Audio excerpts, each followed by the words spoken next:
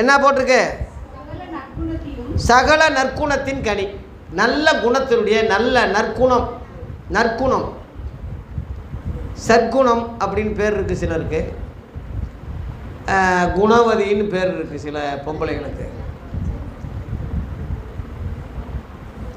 அதனால் பேரில் இருக்கக்கூடாது.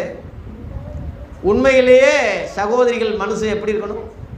குணசாலியை ஸ்திரியை கண்டுபிடிப்பவன் யார்? அவளுடைய விலை முத்துக்களை பார்க்கலாம் உயர்ந்ததுன்னு இருக்கு. புருஷன் சரியில்லாவிட்டாலும் மனைவி கரெக்டாக இருந்தால் குடும்பத்தை கரெக்டாக ஓட்டிட்டு போயிடலாம்.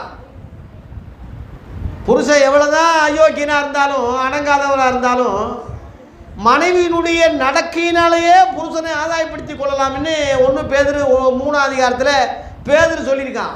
பொம்பளைகளுக்கு நடக்கையை வச்சே ஆதாயம் பண்ண முடியும்னே இருக்குது.